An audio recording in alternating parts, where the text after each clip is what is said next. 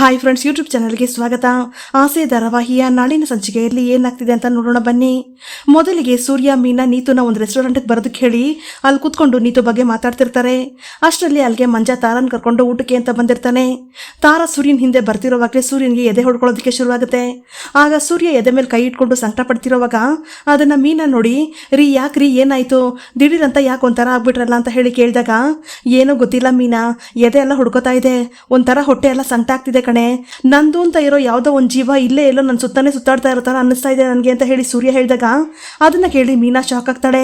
ರೀ ಹಾಗಲ್ಲ, ಏನು ಇರಲ್ಲ, ಮನೇಲಿ ಈ ಥರ ಎಲ್ಲ ಆಗ್ತಿದ್ಯಲ್ಲ, ಅದಕ್ಕೆ ಸ್ವಲ್ಪ ಸಂಕಟ ಪಡ್ತಾ ಇದ್ದೀರಾ ಅಂತ ಅನ್ಸುತ್ತೆ, ಏನು ಆಗಲ್ಲ ಬಿಡ್ರಿ ಅಂತ ಮೀನಾ ಹೇಳ್ತಾಳೆ. ಹಾಗೆ ಈ ಕಡೆ ತಾರ ಕೂಡ ಸೂರ್ಯ ಅಲ್ಲಿರೋದ್ರಿಂದ ಸಂಕಟ ಆಗಿ ತಲೆ ತಿರುಗ್ತಿರೋ ತರ ಆಗ್ತಿರುತ್ತೆ.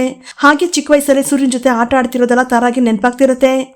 ಆಗ ತಾರ ತಲೆ ಮೇಲೆ ಕೈ ಇಟ್ಕೊಂಡು ಮಂಜು ಒಂಥರ ಆಗ್ತಿದೆ ಅಂತ ಹೇಳಿದಾಗ, ಇಲ್ಲೇ ಕೂತ್ಕೋತಾರ, ಬೆಳಗ್ಗೆಯಿಂದ ಸರಿಯಾಗಿ ನೀನೇನು ತಿಂದಿಲ್ಲ ಅಂತ ಅನ್ಸುತ್ತೆ, ಅದಕ್ಕೆ ತಲೆ ಸುತ್ತ ಬಂದಂಗೆ ಆಗಿರ್ಬೇಕು, ನಾನು ಫುಡ್ ಆರ್ಡರ್ ಮಾಡಿ ಬರ್ತೀನಿ, ನೀನು ಇಲ್ಲೇ ಎಲ್ಲಾದ್ರೂ ಕುತ್ಕೊಂತ ಮಂಜ ಹೇಳಿ ಹೋದಾಗ ತಾರ ಹೋಗಿ ಸೂರ್ಯ ಕುತ್ಕೊಂಡಿರುವಂತ ಹಿಂದಿನ ಚೇರಲ್ಲೇ ಕುತ್ಕೋತಾಳೆ. ಅಣ್ಣ ತಂಗಿ ಒಂದೇ ಕಡೆ ಇದ್ದು ಸಂಕಟ ಪಡ್ತಿದ್ರು ಕೂಡ ಇಬ್ಬರಿಗೂ ಯಾಕೆ ಹೀಗಾಗ್ತಿದೆ ಅಂತ ಗೊತ್ತಾಗ್ತಿರೋದಿಲ್ಲ. ಅಷ್ಟರಲ್ಲಿ ನೀತು ಅಲ್ಲಿಗೆ ಬಂದಾಗ, ರವಿ ಜೀವನದಲ್ಲೇ ಇನ್ಮೇಲೆ ಆಟ ಆಡ್ಬೇಡ, ನೀನು ಸ್ವಲ್ಪ ದೂರ ಇದ್ರೆ ನಿನಗೆ ಒಳ್ಳೇದು ಅಂತ ಹೇಳಿ ನೀತುಗೆ ವಾರ್ನಿಂಗ್ ಕೊಟ್ಟು ಸೂರ್ಯ ಮೀನಾ ಇಬ್ರು ಕೂಡ ಅಲ್ಲಿಂದ ಹೋಗ್ಬಿಡ್ತಾರೆ.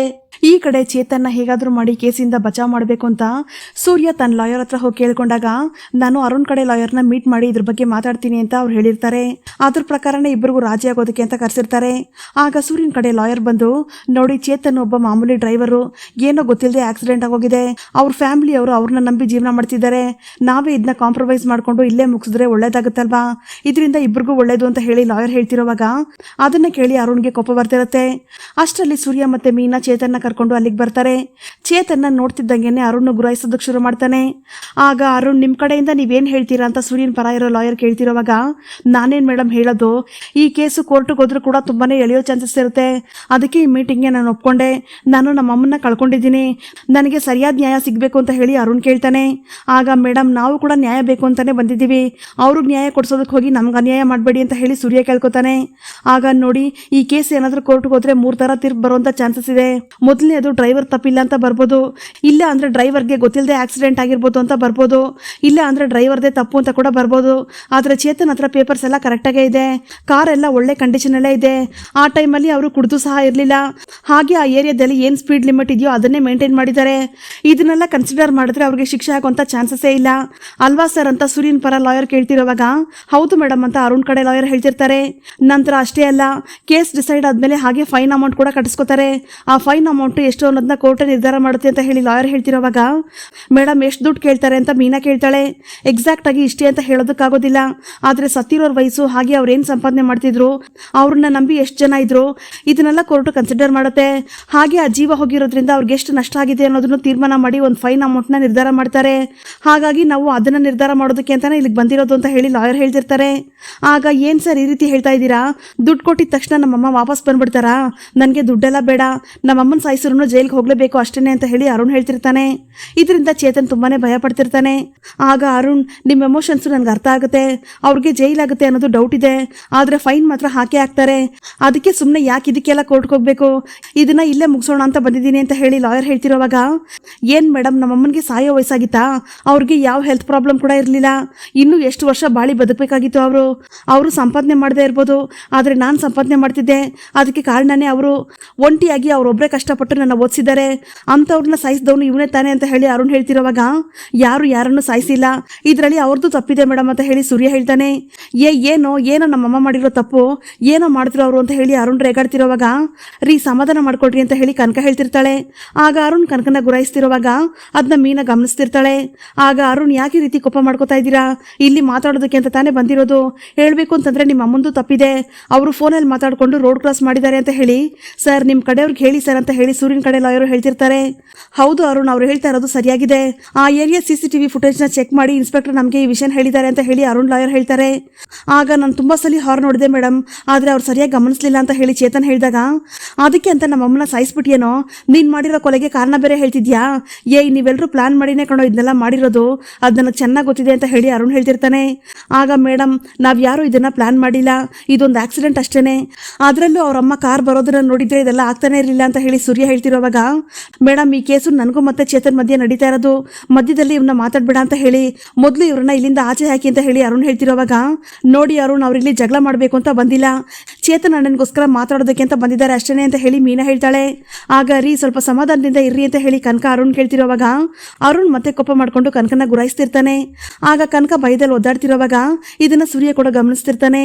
ನಂತರ, ನೋಡಿ ಮೇಡಮ್, ಜೈಲಿಗೆ ಕಳ್ಸೋದು ಬೇಡ ಅಂತ ಹೇಳ್ತಿದ್ದೀರಾ, ಹಾಗಾದ್ರೆ ಏನ್ ಮಾಡ್ಬೇಕು ನೀವೇ ಹೇಳಿ ಅಂತ ಹೇಳಿ ಅರುಣ್ ಕೇಳಿದಾಗ, ಇನ್ನೇನು ಸೆಟಲ್ಮೆಂಟ್ ಮಾಡ್ಕೊಂಡು ಕೇಸ್ ವಾಪಸ್ ತಗೊಳ್ಳಿ, ಇದೊಂದೇ ದಾರಿ ಇರೋದು ಅಂತ ಹೇಳಿ ಸೂರ್ಯನ ಕಡೆ ಲಾಯರ್ ಹೇಳ್ತಿರ್ತಾರೆ. ಆಗ ಅರುಣ್ ರೇಗಾಡ್ತಿರೋವಾಗ, ರೀ ಅವ್ರು ಹೇಳೋದನ್ನ ಸ್ವಲ್ಪ ಯೋಚನೆ ಮಾಡಿ, ಇದೊಂದೇ ದಾರಿ ಅಂದಮೇಲೆ ಬೇರೆ ಇನ್ನೇನ್ ಮಾಡಕ್ಕಾಗುತ್ತೆ ಅಂತ ಹೇಳಿ ಕನಕ ಹೇಳ್ತಾಳೆ. ಆಗ ಅರುಣ್ ಮತ್ತೆ ಕೋಪದಿಂದ ಕನಕನ ಗುರಾಯಿಸ್ತಿರುವಾಗ ಇಲ್ಲೇನೋ ತಪ್ಪಾಗಿ ನಡೀತಿದೆ ಅಂತ ಸೂರ್ಯನ್ಗೆ ಕನ್ಫರ್ಮ್ ಆಗುತ್ತೆ. ಆಗ ಅರುಣ್ ತುಂಬಾ ಹೊತ್ತು ಯೋಚನೆ ಮಾಡಿ, ಸರಿ ನೀವು ಹೇಳೋದಕ್ಕೆ ನಾನು ಒಪ್ಕೋತೀನಿ, ದುಡ್ಡು ಕೊಟ್ಟಿದ ತಕ್ಷಣ ನಮ್ಮ ಅಮ್ಮನ ಜೀವ ಏನು ವಾಪಸ್ ಬರಲ್ಲ, ಆದ್ರೆ ಆ ದುಡ್ಡು ಕೊಡೋದೇ ಇವನಿಗೆ ದೊಡ್ಡ ಶಿಕ್ಷೆ ಆಗಿರ್ಬೇಕು, ಅದಕ್ಕೆ ನಾನು ಇದಕ್ಕೆ ಒಪ್ಕೋತಾ ಇದ್ದೀನಿ ಅಂತ ಹೇಳಿ ಅರುಣ್ ಹೇಳ್ತಿರೋವಾಗ, ಸರಿ ಅಮೌಂಟ್ ಎಷ್ಟು ಕೊಡಬೇಕು ಅಂತ ನೀವೇ ಹೇಳ್ಬಿಡಿ ಅಂತ ಹೇಳಿ ಲಾಯರ್ ಹೇಳ್ತಾರೆ. ಮೊದಲು ಅವನಿಂದ ಎಷ್ಟು ಕೊಡೋಕ್ಕಾಗುತ್ತೆ ಅಂತ ಕೇಳಿ ಅಂತ ಹೇಳಿ ಅರುಣ್ ಹೇಳ್ತಾನೆ. ಆಗ ಚೇತನ್, ನೀವು ಎಷ್ಟು ಕೊಡ್ತೀರಾ ಹೇಳಿ ಅಂತ ಹೇಳಿ ಲಾಯರ್ ಕೇಳ್ತಿರುವಾಗ, ಮೇಡಮ್ ಅದೇನಂದ್ರೆ ಅಂತ ಹೇಳಿ ಚೇತನ್ ಹೇಳೋದಕ್ಕೆ ಅಂತ ಹೋದಾಗ, ಮೇಡಮ್ ಒಂದು ನಿಮಿಷ ಅಂತ ಹೇಳ್ತಾ ಸೂರ್ಯ ಚೇತನ್ನ ಆಚೆ ಕಡೆ ಕರ್ಕೊಂಡು ಹೋಗ್ತಾನೆ. ಹಾಗೆ ಆಚೆ ಕಡೆ ಮಾತಾಡ್ಕೊಂಡು ಸೂರ್ಯ ಚೇತನ್ನ ವಾಪಸ್ ಕರ್ಕೊಂಡು ಬಂದು, ಈಗ ನೀನು ಹೇಳು ಅಂತ ಹೇಳಿದಾಗ, ಆಗ ಮೇಡಮ್ ನಾನು ಹೇಗಾದ್ರೂ ಅಡ್ಜಸ್ಟ್ ಮಾಡಿ 1 ಲಕ್ಷ ರೂಪಾಯಿ ಕೊಡ್ತೀನಿ ಅಂತ ಹೇಳಿ ಚೇತನ್ ಹೇಳ್ತಿರೋವಾಗ, ಏನು 1 ಲಕ್ಷನ ಅಂತ ಹೇಳಿ ಅರುಣ್ ಹೇಳ್ತಿರ್ತಾನೆ. ಹೌದು ಮೇಡಮ್, ಅದನ್ನು ಒಟ್ಟೆ ಕೊಡೋದಕ್ಕಾಗೋದಿಲ್ಲ, ತಿಂಗಳು ಒಂದು 5,000 ರೂಪಾಯಿ ಕೊಡ್ತೀನಿ ಅಂತ ಹೇಳಿ ಚೇತನ್ ಹೇಳ್ತಿರೋವಾಗ, ಏನು 1 ಲಕ್ಷನ, ಅಷ್ಟೇನಾ ನಮ್ಮಮ್ಮನ ಬೆಲೆ? ಮೇಡಮ್ ಇದೆಲ್ಲ ಆಗೋ ಥರ ಕಾಣಿಸ್ತಾ ಇಲ್ಲ, ನಾನು ಕೋರ್ಟಲ್ಲೇ ಹೋಗಿ ಮಾತಾಡ್ಕೋತೀನಿ ಅಂತ ಹೇಳಿ ಅರುಣ್ ಹೇಳ್ತಾನೆ. ಆಗ ಯಾಕೆ ಅರುಣ್ ಇಷ್ಟೊಂದು ಕೋಪ ಮಾಡ್ಕೋತಾ ಇದ್ದೀರಾ, ಸಮಾಧಾನ ಮಾಡ್ಕೊಳ್ಳಿ ಅಂತ ಹೇಳಿ ಲಾಯರ್ ಹೇಳ್ತಿರೋವಾಗ, ಇನ್ನೇನು ಮೇಡಮ್ ನಮ್ಮಮ್ಮನ ಜೀವನ ಇಷ್ಟೊಂದು ಚೀಪಾಗಿ ನೋಡ್ತಾ ಇದ್ದಾನೆ ಇವನು ಅಂತ ಹೇಳಿ ಅರುಣ್ ಕೋಪ ಮಾಡ್ಕೋತಾನೆ. ಆಗ ಮೇಡಮ್, ಪ್ರಪಂಚದಲ್ಲಿ ಎಷ್ಟೇ ದುಡ್ಡು ಕೊಟ್ಟರು ಕೂಡ ಒಂದು ಜೀವನ ವಾಪಸ್ ತರೋದಕ್ಕಾಗೋದಿಲ್ಲ, ಅದು ನಮಗೂ ಚೆನ್ನಾಗಿ ಗೊತ್ತಿದೆ, ಅದರಲ್ಲೂ ತಾಯಿ ಜೀವಕ್ಕೆ ಬೆಲೆ ಕಟ್ಟೋದಕ್ಕೆ ಆಗೋದೇ ಇಲ್ಲ, ಚೇತನ್ನಿಂದ ಏನಾಗುತ್ತೋ ಅದನ್ನು ಕೊಡ್ತಾನೆ ಅಂತ ಹೇಳಿ ಸೂರ್ಯ ಹೇಳ್ತಿರ್ತಾನೆ. ಏನೋ ಭಿಕ್ಷೆ ಆಗ್ತಿದ್ಯಾ ಅಂತ ಹೇಳಿ ಅರುಣ್ ಕೇಳ್ತಿರೋವಾಗ, ನೋಡು ನೀನು ಕಿರ್ಚಾಡ್ಬೇಡ, ಅವನಿಂದ ಏನು ಸಾಧ್ಯನೋ ಅದನ್ನು ಹೇಳ್ತಾ ಇದ್ದಾನೆ ಅಷ್ಟೇನೆ ಅಂತ ಹೇಳಿ ಸೂರ್ಯ ಹೇಳ್ತಾನೆ. ಸರಿ ಇವಾಗ ನಾನೊಂದು ಮಾತು ಹೇಳ್ತೀನಿ, ಅದನ್ನ ಕೇಳ್ತೀಯ ಅಂತ ಹೇಳಿ ಅರುಣ್ ಹೇಳಿದಾಗ, ಏನದು ಅಂತ ಸೂರ್ಯ ಕೇಳ್ತಾನೆ. ನಿನಗೂ ಅಪ್ಪ ಅಂತ ಒಬ್ರು ಇದಾರ್ತಾನೆ, ಅವ್ರನ್ನ ಕರ್ಕೊಂಡು ಬಂದು ಮಧ್ಯ ರೋಡಲ್ಲಿ ನಿಲ್ಸು, ನಾನು ಅವ್ರ ಮೇಲೆ ಗಾಡಿ ಹತ್ತಿಸಿ ಅವ್ರನ್ನ ಸಾಯಿಸಾಕ್ಬಿಡ್ತೀನಿ, ಆವಾಗ ಜೀವಕ್ಕೆ ಜೀವ ಸರಿಯಾಗಿ ಹೋಗ್ಬಿಡುತ್ತೆ, ಮಾಡ್ತೀಯಾ ಅಂತ ಹೇಳಿ ಅರುಣ್ ಕೇಳಿದಾಗ, ಇದರಿಂದ ಸೂರ್ಯನ್ಗೆ ಕೋಪ ಬಂದು ಅರುಣ್ ಕುತ್ತಿಗೆ ಪಟ್ಕೆಗೆ ಕೈ ಹಾಕ್ತಾನೆ. ಎಷ್ಟೋ ಧೈರ್ಯ ನಿನ್ಗೆ, ನಮ್ಮಪ್ಪನ ಬಗ್ಗೆನೇ ಮಾತಾಡ್ತೀಯ ಅಂತ ಹೇಳಿ ಸೂರ್ಯ ಬೈತಿರೋವಾಗ ಅಲ್ಲಿದ್ದ ಲಾಯರ್ಗಳು ಮತ್ತೆ ಅಲ್ಲಿರೋರು ಎಲ್ಲರೂ ಸೇರಿ ಸೂರ್ಯ ಮತ್ತೆ ಅರುಣ್ನ ಬಿಡಿಸ್ತಾರೆ. ನಮ್ಮಪ್ಪನ್ನೇ ಸಾಯಿಸ್ತೀನಿ ಅಂತ ಹೇಳ್ತಾ ಇದೆಯಲ್ಲ, ಮೊದಲು ನೀನೇ ಸಾಯಿಸ್ತೀನಿ ಕಣೋ ಅಂತ ಹೇಳಿ ಸೂರ್ಯ ಬೈತಾ ಇರ್ತಾನೆ. ಆಗ ಬೇಡ ಬಾಬಾ ಸುಮ್ಮನೆ ಇರಿ ಅಂತ ಹೇಳಿ ಕನಕ ಹೇಳ್ತಿರೋವಾಗ ಅರುಣ್ ಕನಕನ್ನ ನೋಡ್ತಾ ಇದ್ರೆ ಸೂರ್ಯ ಮಾತ್ರ ಕನಕನ್ಗೋಸ್ಕರ ಎಲ್ಲದನ್ನು ಸಹಿಸ್ಕೊಂಡು ಸುಮ್ಮನಾಗ್ಬಿಡ್ತಾರೆ. ಆಗ ಏನ್ ನೀವು ಇಲ್ಲಿ ಜಗಳ ಮಾಡೋದಕ್ಕೆ ಅಂತಾನೆ ಬಂದಿದ್ದೀರಾ ಅಂತ ಹೇಳಿ ಲಾಯರ್ ಬೈತಿರೋವಾಗ, ಏನ್ ಮೇಡಮ್ ಇವರು ಈ ರೀತಿ ಎಲ್ಲ ಬಿಹೇವ್ ಮಾಡ್ತಿದ್ದಾರೆ ಅಂತ ಹೇಳಿ ಅರುಣ್ ಕಡೆ ಲಾಯರ್ ಹೇಳ್ತಿರ್ತಾರೆ. ಆಗ ಅಲ್ಲ ಸರ್, ನಿಮ್ ಕ್ಲೈಂಟ್ಸ್ ಯಾಕೆ ಸರ್ ಆ ರೀತಿ ಮಾತಾಡ್ತಾ ಇದ್ದಾರೆ, ಅದೆಲ್ಲ ತಪ್ಪಲ್ವಾ ಅಂತ ಹೇಳಿ ಸೂರ್ಯನ್ ಕಡೆ ಲಾಯರ್ ಕೂಡ ಹೇಳ್ತಿರ್ತಾರೆ. ನಂತರ ನಮ್ಮ ಅಪ್ಪನ ಬಗ್ಗೆ ಇನ್ನೊಂದು ಮಾತಾಡಿದ್ರೆ ಅಷ್ಟೇ ಕಣೋ, ನಾನಂತೂ ಸುಮ್ಮನೆ ಇರೋದಿಲ್ಲ, ದಿನ ಇಲ್ಲೇ ಸಾಯಿಸಾಕ್ಬಿಡ್ತೀನಿ ಅಂತ ಹೇಳಿ ಸೂರ್ಯ ಹೇಳ್ತಿರೋವಾಗ, ಕೋಪ ಬರ್ತಿದೆ ತಾನೇ, ಬರೀ ಹೇಳಿದಕ್ಕೆ ನಿನ್ಗೆ ಇಷ್ಟೊಂದು ಕೋಪ ಬರ್ತಿದ್ಯಲ್ಲ, ಆದ್ರೆ ನನಗೆ ಈಗ ನಮ್ಮ ಅಮ್ಮನೇ ಜೊತೆಲಿ ಇಲ್ಲ ಕಣೋ, ನನಗೆ ಕೋಪ ಬರೋದಿಲ್ವಾ ಅಂತ ಹೇಳಿ ಅರುಣ್ ಹೇಳ್ತಾನೆ. ಸರ್ ಅದಕ್ಕೆ ಅಂತ ನೀವು ಹಿಂಗ ಮಾತಾಡೋದು, ಇದೆಲ್ಲ ಸರಿ ಬರೋದಿಲ್ಲ, ನೀವು ಸುಮ್ಮನೆ ಕೋರ್ಟ್ಗೆ ಹೊರಟೋಗ್ಬಿಡಿ ಅಂತ ಹೇಳಿ ಲಾಯರ್ ಹೇಳ್ತಾರೆ. ಅಯ್ಯೋ ಮೇಡಮ್ ಹಾಗೆಲ್ಲ ಮಾಡಬೇಡಿ ಮೇಡಮ್, ಕೈ ಮುಗಿತೀನಿ ಮೇಡಮ್ ಅಂತ ಹೇಳ್ಕೊಂಡು ಚೇತನ್ ಮತ್ತೆ ಅವ್ರ ಮನೆಯವರೆಲ್ಲರೂ ಕೂಡ ಲಾಯರ್ ಹತ್ರ ಹೋಗಿ ಕೇಳ್ಕೊತಿರ್ತಾರೆ. ಆಗ ನೋಡಿ ಬಂದಿರೋ ಜಗದಲ್ಲಿ ಇಬ್ರು ಈ ರೀತಿ ಜಗಳ ಮಾಡ್ಕೊಂಡ್ರೆ ನಾವೇನ್ ಮಾಡೋಕ್ಕಾಗುತ್ತೆ ಹೇಳಿ ಅಂತ ಹೇಳಿ ಲಾಯರ್ ಹೇಳ್ತಿರೋವಾಗ, ಸಾರಿ ಮೇಡಮ್ ಇವ್ರು ಮಾಡಿದ್ದು ತಪ್ಪೇನೆ, ನೀವು ಮಾತಾಡಿ ಮೇಡಮ್, ಇವ್ರೇನು ಮಾಡೋದಿಲ್ಲ, ನಾನು ನೋಡ್ಕೋತೀನಿ ಇವ್ರನ್ನ ಅಂತ ಹೇಳಿ ಮೀನಾ ಸೂರ್ಯನ ಸಮಾಧಾನ ಮಾಡ್ತಿರ್ತಾಳೆ. ಆಗ ಸೂರ್ಯನ ಕಡೆ ಲಾಯರು, ಅರುಣ್ ನೀವೇ ಒಂದು ಅಮೌಂಟ್ನ ಫಿಕ್ಸ್ ಮಾಡಿ ಅಂತ ಹೇಳಿದಾಗ, ಹಾಗಾದ್ರೆ ನನಗೆ 25 ಲಕ್ಷ ರೂಪಾಯಿ ಕೊಡೋದಕ್ಕೆ ಹೇಳಿ ಅಂತ ಹೇಳಿ ಅರುಣ್ ಕೇಳ್ತಾನೆ. ಆಗ ಅಲ್ಲಿರೋರು ಎಲ್ಲರೂ ಕೂಡ ಶಾಕ್ ಆಗಿ ಅರುಣ್ಗೆ ಎಷ್ಟೇ ಹೇಳಿದ್ರು ಕೂಡ ಅವ್ನು ಕೇಳ್ದೆ ನನಗೆ 25 ಲಕ್ಷ ರೂಪಾಯಿ ಬೇಕೇ ಬೇಕು ಅಂತ ಹಠ ಮಾಡ್ತಿರ್ತಾನೆ. ಆಗ ಮೇಡಮ್ ನನ್ನ ಜೀವನದಲ್ಲಿ 1 ಲಕ್ಷ ಕೂಡ ನಾನು ಸರಿಯಾಗಿ ನೋಡಿಲ್ಲ, ಅಂಥದ್ರಲ್ಲಿ ಇಷ್ಟೊಂದು ದುಡ್ಡನ್ನ ಎಲ್ಲಿಂದ ತಂದ್ಕೊಡ್ಲಿ ಅಂತ ಹೇಳಿ ಚೇತನ್ ಕೇಳ್ತಿರೋವಾಗ, ನೋಡಿ ನೀವು ಅವ್ರ ಬಗ್ಗೆನೂ ಸ್ವಲ್ಪ ಅರ್ಥ ಮಾಡ್ಕೊಳ್ಳಿ ಅರುಣ್, ಪಾಪ ಅವರು ಡ್ರೈವರು, ಅವ್ರಿಗೆ ಜೀವನ ಮಾಡೋದೇ ಕಷ್ಟ ಆಗಿದೆ, ಅಂಥದ್ರಲ್ಲಿ ಇಷ್ಟೊಂದು ದುಡ್ಡೆಲ್ಲ ಎಲ್ಲಿಂದ ತಂದ್ಕೊಡ್ತಾರೆ ಅಂತ ಹೇಳಿ ಲಾಯರ್ ಹೇಳ್ತಿರ್ತಾರೆ. ಆಗ ಮೇಡಮ್ ನಾವೆಲ್ಲ ಮಾಮೂಲಿ ಡ್ರೈವರ್ಗಳು, ಸರಿಯಾಗಿ ಓದಿಲ್ಲದೆ ಇರೋದ್ರಿಂದ ನಮಗೆ ಇಂಥ ಕೆಲಸ ಸಿಕ್ಕಿದೆ, ನಾವು ಚೆನ್ನಾಗಿ ಓದಿದ್ದಿದ್ರೆ ಒಳ್ಳೆ ಸೂಟು ಬುಟ್ಟು ಹಾಕೊಂಡು ಕಾರಲ್ಲೇ ಓಡಾಡ್ತಿದ್ವೋ ಏನೋ, ಆದ್ರೆ ನಾವೇ ಇವಾಗ ಇನ್ನೊಬ್ರಿಗೆ ಕಾರ್ ಓಡಿಸಂಗಾಗಿದೆ, ದಿನಪೂರ್ತಿ ದುಡಿದ್ರೆ ರಾತ್ರಿ ಅಷ್ಟೊತ್ತಿಗೆ ಮೈಕೈ ಎಲ್ಲ ತುಂಬಾನೇ ನೋವಾಗುತ್ತೆ ಮೇಡಮ್, ಅದೇ ನೋವೆಲ್ಲೇ ಮಲ್ಕೋತೀವಿ, ಹಾಗೆ ಅದೇ ನೋವೆಲ್ಲೇ ಎದ್ದೇಳ್ತೀವಿ, ಇದೆಲ್ಲ ನಮ್ಮ ಫ್ಯಾಮಿಲಿ ನೋಡ್ಕೊಳ್ಳೋದಕ್ಕೆ ಅಲ್ವಾ ಮೇಡಮ್, ಇದರಲ್ಲಿ ದಿನ ಏನ್ ವರಮಾನ ಬರುತ್ತೆ ಅಂತ ಕೂಡ ಗೊತ್ತಾಗೋದಿಲ್ಲ, ಇನ್ನು ಡೈಲಿ ದುಡ್ಡು ಸಿಗುತ್ತೆ ಅನ್ನೋ ಗ್ಯಾರಂಟಿ ಕೂಡ ಇರೋದಿಲ್ಲ, ಒಂದೊಂದ್ಸಲಿ ಬಾಡಿಗೆ ಸಿಗುತ್ತೆ ಇನ್ನೊಂದ್ಸಲಿ ಬಾಡಿಗೆ ಸಿಗೋದಿಲ್ಲ, ಅದರಲ್ಲೂ ಮನೆ ಖರ್ಚನ್ನು ಮೇಂಟೈನ್ ಮಾಡಬೇಕು, ಮಕ್ಕಳು ಓದು ಆಸ್ಪತ್ರೆಗೆ ಅಂತ ಸಾಲ ತಗೊಂಡಿರೋದು ಇದನ್ನೆಲ್ಲ ಕಟ್ಟಬೇಕು, ಇದನ್ನೆಲ್ಲ ಎಷ್ಟೇ ಮೇಂಟೈನ್ ಮಾಡಿದ್ರು ಕೂಡ ಯಾವುದಕ್ಕೂ ಸಾಕಾಗೋದಿಲ್ಲ ಮೇಡಮ್ ಅಂತ ಹೇಳಿ ಸೂರ್ಯ ಒಬ್ಬ ಡ್ರೈವರ್ಗೆ ಆಗುವಂಥ ಕಷ್ಟಗಳನ್ನ ಲಾಯರ್ ಹತ್ರ ಹೇಳ್ಕೊತಿರ್ತಾನೆ. ಹಾಗೆ ನೀವೇ ಸ್ವಲ್ಪ ಮನಸ್ಸು ಮಾಡಿ ಮೇಡಮ್, ಅವ್ರನ್ನ ಇದನ್ನೆಲ್ಲ ಅರ್ಥ ಮಾಡ್ಕೊಂಡು ದುಡ್ಡು ಕೇಳೋದಕ್ಕೆ ಹೇಳಿ ಅಂತ ಹೇಳಿ ಸೂರ್ಯ ಹೇಳ್ತಿರ್ತಾನೆ. ಆಗ ಅರುಣ್, ನೀವು ಕೇಳ್ತಾ ಇರೋ ದುಡ್ಡು ನನಗೂ ಸ್ಯಾಟಿಸ್ಫೈಡ್ ಆಗ್ತಾ ಇಲ್ಲ, ಅವ್ರಿಗೆ ಫಿಕ್ಸೆಡ್ ಅಮೌಂಟ್ ಅಂತ ಯಾವುದು ಬರ್ತಾ ಇಲ್ಲ, ಅವರು ಅಂತ ಕೆಲ್ಸಕ್ಕೂ ಕೂಡ ಹೋಗ್ತಾ ಇಲ್ಲ, ಸ್ವಲ್ಪ ನೀವೇ ಅವ್ರ ಮೇಲೆ ಕರುಣೆ ತೋರಿಸ್ಬೇಕು ಅಂತ ಹೇಳಿ ಲಾಯರ್ ಹೇಳ್ತಾರೆ. ಆಗ ಮತ್ತೇನು ಮೇಡಮ್, ನಮ್ಮಮ್ಮನ ಜೀವಕ್ಕೆ ಬೆಲೆ ಕಟ್ತಾರೆ ಇವರು, ಕೊಡ್ಲಿ ಬಿಡಿ ಮೇಡಮ್ ಅಂತ ಹೇಳಿ ಅರುಣ್ ಹೇಳ್ತಿರೋವಾಗ, ನೋಡಿ ಅವರಿಂದ ಸಾಧ್ಯ ಆದರೆ ಕೊಡ್ತಾ ಇರಲಿಲ್ವಾ ಅಂತ ಹೇಳಿ ಲಾಯರ್ ಹೇಳ್ತಾರೆ. ಸರಿ ಮೇಡಮ್ ಆಯಿತು, ಕೊನೆಯದಾಗಿ 5 ಲಕ್ಷ ರೂಪಾಯಿ ಕೊಡಿ ಅಂತ ಹೇಳಿ ಅರುಣ್ ಹೇಳ್ತಾನೆ. ಏನು ಮೇಡಮ್ ಇವರು ಸ್ವಲ್ಪನೂ ಮನಸಾಕ್ಷಿ ಇಲ್ಲದೆ ಈ ರೀತಿ ಕೇಳ್ತಾ ಇದ್ದಾರಲ್ಲ ಅಂತ ಹೇಳಿ ಸೂರ್ಯ ಹೇಳ್ತಿರೋವಾಗ, ಬಾಬಾ ಪ್ಲೀಸ್ ಬಾಬಾ, ಹೇಗಾದರೂ ಮಾಡಿ ಇದನ್ನ ಇಲ್ಲೇ ಮುಗಿಸ್ಬಿಡಿ ಅಂತ ಹೇಳಿ ಕನಕ ಕೇಳ್ಕೊತಾಳೆ. ಆಗ ಹಾಗಲ್ಲ ಕನಕ, 5 ಲಕ್ಷ ರೂಪಾಯಿ ಹೇಗೆ ಕೊಡೋಕ್ಕಾಗುತ್ತೆ ಹೇಳು ಅಂತ ಹೇಳಿ ಮೀನಾ ಕೇಳ್ತಿರೋವಾಗ, ನೋಡಿ ಇದಕ್ಕಿಂತ ಕಮ್ಮಿ ತಗೊಳ್ಳೋದಕ್ಕೆ ನಾನು ರೆಡಿ ಇಲ್ಲ ಅಂತ ಹೇಳಿ ಅರುಣ್ ಹೇಳ್ತಾನೆ. ಆಗ 5 ಲಕ್ಷ ಈಗಲೇ ಬೇಕು ಅಂತಂದ್ರೆ ಹೇಗೆ ಮೇಡಮ್ ಅಂತ ಹೇಳಿ ಚೇತನ್ ಕೇಳ್ತಿರೋವಾಗ, ನೋಡು 1 ತಿಂಗಳು ಮಾತ್ರ ಟೈಮ್ ಕೊಡ್ತೀನಿ, ಅಷ್ಟರಲ್ಲಿ ದುಡ್ಡು ಕೊಟ್ರೆ ಇದನ್ನ ಇಲ್ಲೇ ಬಿಟ್ಬಿಡ್ತೀನಿ ಅಂತ ಹೇಳಿ ಅರುಣ್ ಹೇಳ್ತಾನೆ. ಅದಕ್ಕೆ ಸೂರ್ಯ ಮತ್ತೆ ಚೇತನ್ ಇಬ್ರು ಕೂಡ ಒಪ್ಕೊಂಡಾಗ ಲಾಯರ್ ಇಬ್ರು ಕೈಗೆ ಒಂದೊಂದು ಪೇಪರ್ನ ಕೊಟ್ಟು ಸೈನ್ ಮಾಡಿಸ್ಕೊತಾರೆ. ನಂತರ ಅರುಣ್ ಕೋಪ ಮಾಡ್ಕೊಂಡು ಅಲ್ಲಿಂದ ಹೊರಟೋಗ್ತಾನೆ. ಈ ಕಡೆ ಸೂರ್ಯ ಮತ್ತೆ ಮೀನಾ ಇಬ್ರು ಕೂಡ ಮನೆಗೆ ಬಂದಾಗ ರಂಗನಾಥ್ ಅವ್ರು ಬಂದು ಏನಾಯ್ತಪ್ಪ ಹೋಗಿದ್ ವಿಷಯ ಅಂತ ಕೇಳ್ತಾರೆ. ಆಗ ಸೂರ್ಯ ಅಲ್ಲಿ ನಡೆದಿದ್ದ ವಿಷಯನೆಲ್ಲ ಹೇಳ್ತಾನೆ. ಏನಪ್ಪ ಇದು 5 ಲಕ್ಷ ರೂಪಾಯಿ ಕೇಳ್ತಾ ಇದ್ದಾರೆ, ಪಾಪ ಇದನ್ನ ಚೇತನ್ ಕೈಯಿಂದ ಕೊಡೋಕ್ಕಾಗತ್ತೆ ಅಂತ ಹೇಳಿ ರಂಗನಾಥ್ ಅವ್ರು ಕೇಳ್ತಿರೋವಾಗ, ಏನ್ ಮಾಡೋದು ಮಾವ, ಅವ್ರು ಇದಕ್ಕಿಂತ ಕಡಿಮೆಗೆ ಒಪ್ತಾನೆ ಇಲ್ಲ ಅಂತ ಹೇಳಿ ಮೀನಾ ಹೇಳ್ತಿರ್ತಾಳೆ. ಹಾ ಒಂದು ಜೀವ ಹೋಗಿದೆ ಅಂತಂದ್ರೆ ಅದಕ್ಕೆ 5 ಲಕ್ಷ ರೂಪಾಯಿವರೆಗೂ ಅವ್ರು ಹಿಡಿದು ಬಂದಿರೋದೇ ಹೆಚ್ಚು ಅಂತ ಅನ್ಕೋಬೇಕು, ನಾನಾಗಿದ್ದಿದ್ರೆ 5 ಕೋಟಿ ಕೇಳ್ತಾ ಇದ್ದೆ ಅಂತ ಹೇಳಿ ಮನೋಜ ಹೇಳ್ತಿರೋವಾಗ, ಅದಕ್ಕೆ ಅಂತ ನನ್ನ ಕಾರ್ ಮುಂದೆ ಹೋಗಿ ನಿಂತ್ಕೊಂಡು ಸಾಯಿ ಅಂತ ಹೇಳ್ತಿದ್ಯೇನೋ ಅಂತ ಹೇಳಿ ಶಾಂತಿ ಕೇಳ್ತಾಳೆ. ಅಯ್ಯೋ ಅಮ್ಮ, ನಾನು ಹಂಗೆ ಹೇಳ್ತಾ ಇಲ್ಲಮ್ಮ ಅಂತ ಹೇಳಿ ಮನೋಜ ಹೇಳಿದಾಗ, ನೀನೇನು ಮಾತಾಡ್ಬೇಡ, ಬಾಯಿ ಮುಚ್ಕೊಂಡು ಕುತ್ಕೊಳ್ಳೋ ಅಂತ ಹೇಳಿ ಶಾಂತಿ ಹೇಳ್ತಾಳೆ. ಆಗ ಏನಮ್ಮ ಮೀನಾ, ಇಷ್ಟೆಲ್ಲ ಆದ್ಮೇಲೆ ಕನಕ ಚೆನ್ನಾಗಿದ್ದಾಳೆ ತಾನೆ ಅಂತ ಹೇಳಿ ರಂಗನಾಥ್ ಅವ್ರು ಕೇಳಿದಾಗ, ಮಾವ ಯಾಕೆ ಈ ತರ ಕೇಳ್ತಾ ಇದ್ದೀರಾ, ಅವಳು ಚೆನ್ನಾಗೇ ಇದ್ದಾಳೆ ಅಂತ ಹೇಳಿ ಮೀನಾ ಹೇಳ್ತಾಳೆ. ಹಾಗಲ್ಲಮ್ಮ, ಅರುಣ್ ಅವಳನ್ನ ಚೆನ್ನಾಗಿ ನೋಡ್ಕೋತಾ ಇದ್ದ ಅಂತಾನೆ, ಏನು ಸಮಸ್ಯೆ ಇಲ್ಲ ತಾನೆ ಅಂತ ಹೇಳಿ ರಂಗನಾಥ್ ಅವ್ರು ಕೇಳಿದಾಗ ಮೀನಾ ಅದಕ್ಕೆ ಯೋಚನೆ ಮಾಡ್ತಿರ್ತಾಳೆ. ಇದನ್ನ ಸೂರ್ಯ ಗಮನಿಸ್ತಾ ಇರ್ತಾನೆ.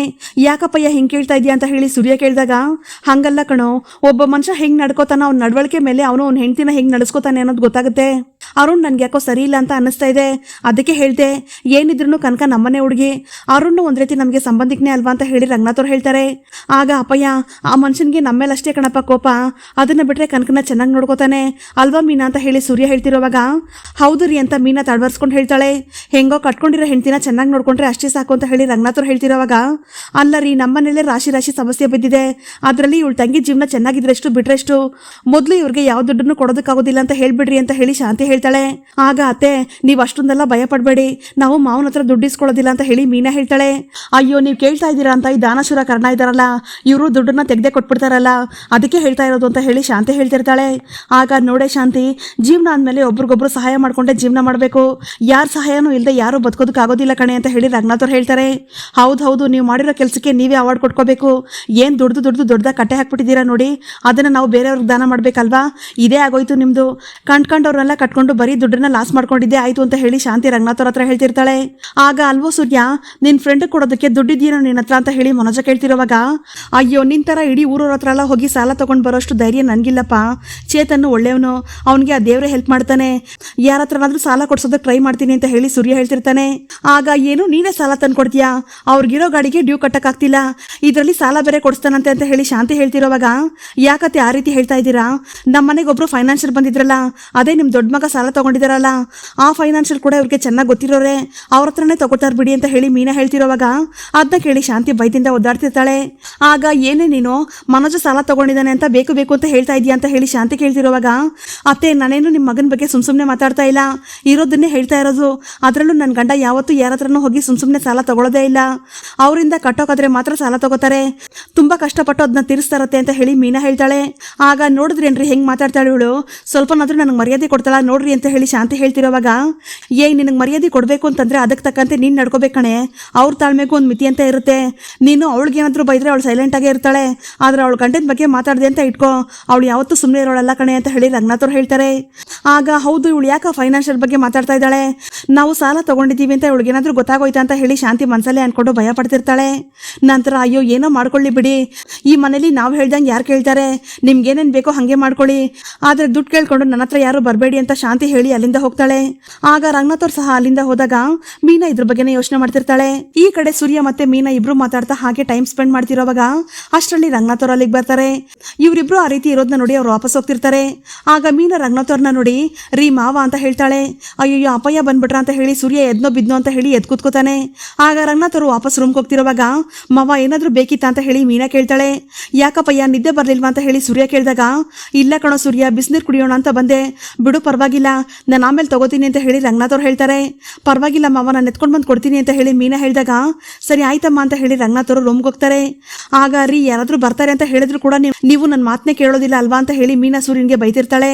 ಈ ಕಡೆ ರಂಗನಾಥ್ ಅವರು ಮೀನಾ ಸೂರ್ಯ ಇಬ್ರು ಕೂಡ ಒಟ್ಟಿಗೆ ಸಂತೋಷವಾಗಿರೋದಕ್ಕೆ ಆಗ್ತಾನೆ ಇಲ್ವಲ್ಲ, ತುಂಬಾ ಅಡೆತಡೆಗಳಾಗ್ತಿದ್ಯಲ್ಲ, ಏನ್ ಮಾಡೋದು ಅಂತ ಹೇಳಿ ತುಂಬಾನೇ ಯೋಚನೆ ಮಾಡ್ತಿರ್ತಾರೆ. ಈ ಕಡೆ ಕ್ರಿಶ್ ಮೀನಾ ಹೆಸರನ್ನೇ ಕನ್ವರ್ಸ್ತಾ ಜ್ವರದಲ್ಲಿ ಒದ್ದಾಡ್ತಿರ್ತಾನೆ. ಏನ್ ಮಾಡ್ಬೇಕು ಅಂತ ಗೊತ್ತಾಗದೆ ರೋಹಿಣಿ ತುಂಬಾನೇ ಟೆನ್ಷನ್ ಮಾಡ್ಕೋತಿರ್ತಾಳೆ. ಆಗ ಪ್ರಮೀಳ್ ಅವರು ರೋಹಿಣಿ ಹತ್ರ ಬಂದು ಯಾವುದಕ್ಕೂ ಇದನ್ನೊಂದ್ಸಲ ಮೀನಾ ಹತ್ರ ಹೇಳು, ಅವಳು ಬಂದ್ರೆ ಎಲ್ಲ ಸರಿ ಹೋಗುತ್ತೆ ಅಂತ ಹೇಳ್ತಿರೋವಾಗ ಅವಳು ಇಲ್ಲಿಗೆ ಬರುವಂತ ಅವಶ್ಯಕತೆ ಏನೂ ಇಲ್ಲ, ನೀನ್ ಸುಮ್ಮನೆ ಇರು ಅಂತ ಹೇಳಿ ರೋಹಿಣಿ ಗದರ್ತಾಳೆ. ಹಾಗೆ ಕ್ರಿಶ್ಗೆ ಮಾತ್ರ ಕೊಡೋದಕ್ಕೆ ಅಂತ ಹೇಳಿ ರೋಹಿಣಿ ಹೋಗ್ತಿರೋವಾಗ ಕ್ರಿಶ್ ಮೀನಾ ಮತ್ತೆ ಸೂರ್ಯ ಹೆಸರನ್ನ ಮತ್ತೆ ಕನ್ವರ್ಸಿ ಯಾವಾಗ ಬಂದು ನನ್ನ ಕರ್ಕೊಂಡು ಹೋಗ್ತೀರಾ ಅಂತ ಕೇಳ್ತಿರೋವಾಗ ಅದನ್ನ ನೋಡಿ ರೋಹಿಣಿ ಬೇಜಾರು ಮಾಡ್ಕೋತಿರ್ತಾಳೆ. ಈ ಕಡೆ ರಂಗನಾಥ್ ಅವರು ಬೆಳಗ್ಗೆನೆ ಎಲ್ರೂ ಮಾತಾಡೋದಕ್ಕೆ ಅಂತ ಕರೀತಾರೆ. ಆಗ ಎಲ್ರು ಬಂದು ಏನ್ ವಿಷಯ ಅಂತ ಕೇಳಿದಾಗ ಸೂರ್ಯ ಮೀನಾ ಇಬ್ರು ಕೂಡ ಆಚೆ ಮಲಗ್ತಾ ಇದ್ದಾರೆ. ಈಗ ಮನೋಜ ಒಂಟಿ ಆಗ್ತಾನೆ ಇರೋದು, ಅದಕ್ಕೆ ಇನ್ಮೇಲೆ ಮನೋಜನ್ ರೂಮ್ ಮೇಲೆ ಸೂರ್ಯ ಮೀನಾ ಇಬ್ರು ಮಲಗ್ತಾರೆ, ಮನೋಜ ಆಚೆನೆ ಮಲ್ಕೊಳ್ಳಿ ಅಂತ ಹೇಳ್ತಾರೆ. ಅದನ್ನ ಕೇಳಿ ಸೂರ್ಯ ಮತ್ತೆ ಮೀನಾಗೆ ಖುಷಿ ಆಗ್ತಿದ್ರೆ ಮನೋಜ ಮತ್ತೆ ಶಾಂತಿಗೆ ಬೇಜಾರಾಗ್ತಿರುತ್ತೆ. ಅಮ್ಮ ಏನಮ್ಮ ಇದು, ನನ್ನ ರೂಮ್ ಎಲ್ಲ ಬಿಟ್ಕೊಡೋದಕ್ಕೆ ಆಗೋದಿಲ್ಲಮ್ಮ, ನನಗೆ ರೂಮ್ ಬೇಕೇ ಬೇಕು ಅಂತ ಹೇಳಿ ಮನೋಜ ಹಠ ಮಾಡ್ತಾನೆ. ಆಗ ರೀ ಏನ್ರಿ ಇದು, ಏನಂತ ಮಾತಾಡ್ತಾ ಇದ್ದೀರಾ, ಈ ಮನೆ ದೊಡ್ಡ ಮಗ ಅವ್ನು ಯಾಕ್ರಿ ಹಾಲಲ್ಲಿ ಮಲ್ಕೋಬೇಕು ಅಂತ ಹೇಳಿ ಶಾಂತಿ ಕೇಳ್ತಿರೋವಾಗ ನೋಡ ಇಷ್ಟು ದಿವಸ ನಿನ್ ಮಗ ಮತ್ತೆ ಸೊಸೆ ಇಬ್ರು ಹಾಲಲ್ಲಿ ಮಲ್ಕೊಂಡಿದ್ರಲ್ಲ, ಅದರಿಂದ ನಿನ್ಗೇನು ಅನಿಸ್ಲೇ ಇಲ್ವೇನೆ ಅಂತ ಹೇಳಿ ರಂಗನಾಥ್ ಅವ್ರು ಬೈತಾರೆ. ಅಯ್ಯೋ ಅದವ್ರ ಕರ್ಮಾರಿ, ನಾವೇನ್ ಮಾಡಕ್ಕಾಗುತ್ತೆ, ಅದಕ್ಕೆ ಯಾಕೆ ಮನೋಜ ರೂಮ್ ಬಿಟ್ಕೊಡ್ಬೇಕು, ಅದೆಲ್ಲ ಆಗೋದಿಲ್ಲ, ಅವನು ಓದಿರೋನು, ಅವನು ಅಲ್ಲೇ ಇರಬೇಕು ಅಂತ ಹೇಳಿ ಶಾಂತಿ ಹೇಳ್ತಾಳೆ. ಯಾಕೆ ಏನೇ ಆಗಿದೆ ನಿನ್ಗೆ, ಓದಿರೋನಾದ್ರೆ ಹಾಲಲ್ಲಿ ಮಲ್ಕೊಂಡ್ರೆ ನಿದ್ದೆ ಬರೋದಿಲ್ವಾ, ಮನೋಜ ಒಂಟಿಯಾಗ್ತಾನೆ ಇರೋದು, ಅವ್ನಿಗೆ ಯಾಕೆ ಸಪ್ರೇಟ್ ರೂಮ್ ಬೇಕು ಹೇಳು, ಅವ್ನು ಬಂದು ಹಾಲಲ್ಲೇ ಮಲ್ಕೊಳ್ಳಿ, ಸೂರ್ಯ ಮತ್ತೆ ಮೀನಾ ಇಬ್ರು ಕೂಡ ರೂಮಲ್ಲಿ ಮಲ್ಕೊಳ್ಳಿ ಅಂತ ಹೇಳಿ ರಂಗನಾಥ್ ಅವ್ರು ಹೇಳ್ತಾರೆ. ಆಗ ಶಾಂತಿ ಕೋಪ ಮಾಡ್ಕೊಂಡು ಏನೇ ಇದು, ಇದೆಲ್ಲ ನಿನ್ನ ಐಡಿಯಾನೇನಾ, ನೀನೇ ಅಲ್ವಾ ಅವ್ರಿಗೆಲ್ಲ ಹೇಳ್ಕೊಟ್ಟಿರೋದು ಅಂತ ಹೇಳಿ ಶಾಂತಿ ಮೀನನ್ ಬೈದಾಗ ನೋಡ್ಸಕ್ರೆ ಅವಳು ಈ ತರದ್ದೆಲ್ಲ ಮಾಡೋಂತವಳಲ್ಲ, ಸುಮ್ನೆ ಯಾವಾಗ್ಲೂ ಅವಳ ಮೇಲೆ ಹೇಳ್ಬೇಡ ನೀನು ಅಂತ ಹೇಳಿ ಸೂರ್ಯ ಹೇಳ್ತಾನೆ. ಆಗ ಅತ್ತೆ ನನ್ನ ಮಾವನ ಹತ್ರ ಏನು ಹೇಳಿಲ್ಲ ಅತ್ತೆ ಅಂತ ಹೇಳಿ ಮೀನಾ ಹೇಳಿದಾಗ ನೋಡ ಇದು ನನ್ನ ತೀರ್ಮಾನ ಮಾತ್ರನೇ, ಇಷ್ಟು ದಿವಸ ಅವರು ರೂಮ್ ಕಟ್ಬೇಕು ಅಂತ ದುಡ್ಡನ್ನ ಕೊಡಾಕ್ತಾ ಇದ್ರು, ಈಗೇನೋ ಒಂದು ಎಮರ್ಜೆನ್ಸಿ ಅದು ಇದು ಅಂತ ಹೇಳಿ ಎಲ್ಲ ಖರ್ಚಾಗಿ ಅದು ಮುಂದಕ್ಕೆ ಹೋಗ್ತಾನೆ ಇದೆ, ಎಷ್ಟು ದಿವಸ ಅಂತ ಅವರು ಹಾಲಲ್ಲೇ ಇರ್ಬೇಕು ಹೇಳು ಅಂತ ಹೇಳಿ ರಂಗನಾಥ್ ಅವ್ರು ಕೇಳಿದಾಗ ಇರ್ಲಿ ಬಿಡು ಅಪ್ಪಯ್ಯ ನಮ್ಗೇನು ತೊಂದರೆ ಇಲ್ಲ ಅಂತ ಹೇಳಿ ಸೂರ್ಯ ಹೇಳ್ತಾನೆ. ಆಗ ಸೂರ್ಯ ನೀನ್ ಸುಮ್ಮನೆ ಇರೋ ಅಂತ ಹೇಳಿ ರಂಗನಾಥ್ ಅವ್ರ ಗದ್ರಿ ಹೇ ಮನೋಜ ನೀನ್ ಬಂದು ಆಚೆ ಮಲ್ಕೊ ಅಂತ ಹೇಳಿ ರಂಗನಾಥ್ ಅವ್ರು ಹೇಳಿದಾಗ ಅಪ್ಪಯ್ಯ ಹೋಗ್ಲಿ ಬಿಡು ಅಪ್ಪಯ್ಯ ಅಂತ ಹೇಳಿ ಸೂರ್ಯ ಹೇಳ್ತಾನೆ. ಆಗ ಅಪ್ಪ ನನ್ನಿಂದ ಆಚೆ ಮಲ್ಗೋದಕ್ಕೆಲ್ಲ ಆಗೋದಿಲ್ಲ ಅಂತ ಹೇಳಿ ಮನೋಜ ಕಡಖಂಡಿತ್ವ ಕೇಳ್ಬಿಡ್ತಾನೆ. ಆಗ ರೀ ನಾಳೆ ದಿವಸ ಮನೋಜನ್ಗೆ ಮದ್ವೆ ಆಯ್ತು ಅಂತ ಇಟ್ಕೊಳ್ಳಿ, ಗಂಡ ಹೆಂಡತಿ ಇಬ್ರು ಹಾಲಲ್ಲಿ ಮಲ್ಕೊಳಕಾಗತ್ತಾ ಅಂತ ಹೇಳಿ ಶಾಂತಿ ಹೇಳ್ತಿರೋವಾಗ ಸೂರ್ಯ ಮೀನನ್ನು ಗಂಡ ಹೆಂಡತಿನೇ ತಾನೆ, ಅವರು ಇಷ್ಟು ದಿವಸ ಆಚೆ ಮಲಗಬೇಕಾದ್ರೆ ನಿನ್ಗೇನು ಅನಿಸ್ಲೇ ಇಲ್ವೇನೆ ಅಂತ ಹೇಳಿ ರಂಗನಾಥ್ ಅವರು ಶಾಂತಿಗೆ ಬೈತಿರ್ತಾರೆ. ಆಗ ಶಾಂತಿ ಮತ್ತೆ ಮನೋಜ ಎಷ್ಟೇ ಕೇಳ್ಕೊಂಡ್ರು ಕೂಡ ರಂಗನಾಥ್ ಅವರು ಅವ್ರ ಮಾತು ಕಿವಿ ಕೊಡದೆ ತಾನು ಹೇಳಿದ್ದೆ ಕೊನೆ ತೀರ್ಮಾನ ಅಂತ ಹೇಳಿ ಮನೋಜನ್ಗೆ ರೂಮ್ ಬಿಟ್ಕೊಡೋದಕ್ಕೆ ಅಂತ ಹೇಳ್ತಾರೆ. ನಂತರ ಲೋ ಮನೋಜ ನಿನ್ಗೆ ಹಾಲಲ್ಲಿ ಮಲ್ಗೋದಕ್ಕೆ ಆಗ್ಲಿಲ್ಲ ಅಂತಂದ್ರೆ ಹೋಗಿ ರವಿ ಜೊತೆ ಅವ್ನ ರೂಮ್ನ ಶೇರ್ ಮಾಡ್ಕೋ, ಹೇಗೋ ಶ್ರುತಿ ಕೂಡ ಇಲ್ಲಿಲ್ವಲ್ಲ ಅಂತ ಹೇಳಿದಾಗ ರವಿ ಕೂಡ ಅದಕ್ಕೆ ಸರಿ ಅಂತ ಒಪ್ಕೋತಾನೆ. ಆಗ ಸೂರ್ಯ ಮೀನಾ ಇದಕ್ಕೆ ಬೇಡ ಅಂತ ಹೇಳ್ತಿರೋವಾಗ ನೋಡಿ ನನ್ನ ಮೇಲೆ ಇಬ್ರು ಮರ್ಯಾದೆ ಇಟ್ಕೊಂಡಿದ್ರೆ ಇದಕ್ಕೆ ನೀವು ಒಪ್ಕೊಳ್ಳೇಬೇಕು ಅಂತ ಹೇಳಿ ರಂಗನಾಥ್ ಅವರು ಸೂರ್ಯ ಮತ್ತೆ ಮೀನನ್ನ ಒಪ್ಪಿಸ್ತಾರೆ. ಹಾಗೆ ರಂಗನಾಥ್ ಅವರು ಅಲ್ಲಿಂದ ಎದ್ದೋದ್ಮೇಲೆ ನೋಡ್ದೇನೆ ನಂಗ್ಲಿ ಏನೇ ನಿನ್ನ ಆಟ, ಏನೇ ನಿನ್ ರಾಶಿ, ದರಿದ್ರ ರಾಶಿ ಕಣೆ ನಿಂದು, ಮನೆಗೆ ಬಂದಿರೋ ಇಬ್ರು ಸೊಸೆತಿರ್ನ ಕೂಡ ಓಡಿಸ್ಬಿಟ್ಟೆ, ಈಗ ನನ್ನ ಮಗನ್ನ ಕೂಡ ರೂಮಿಂದ ಆಚೆ ಹಾಕಿಸ್ತಿದ್ಯಾ, ನೆಕ್ಸ್ಟ್ ಇನ್ಯಾರನ್ನೇ ಕಳಿಸ್ತೀಯ ನೀನು ಅಂತ ಹೇಳಿ ಶಾಂತಿ ಹೇಳ್ತಿರೋವಾಗ ಇನ್ಯಾರನ್ನ ಸಕ್ಕರೆ ನಿನ್ನೇನೆ ಅಂತ ಹೇಳಿ ಸೂರ್ಯ ಹೇಳ್ತಾನೆ. ಅದನ್ನ ಕೇಳಿ ಶಾಂತಿಗೆ ಶಾಕ್ ಆಗುತ್ತೆ. ಇಲ್ಲಿಗೆ ಈ ಸಂಚಿಕೆಯ ವಿಡಿಯೋ ಮುಕ್ತಾಯವಾಗುತ್ತದೆ. ಈ ವಿಡಿಯೋ ನಿಮ್ಗೆ ಇಷ್ಟ ಆಗಿದ್ರೆ ಪ್ಲೀಸ್ ಲೈಕ್ ಮಾಡಿ, ಸಬ್ಸ್ಕ್ರೈಬ್ ಮಾಡಿ. Thank you.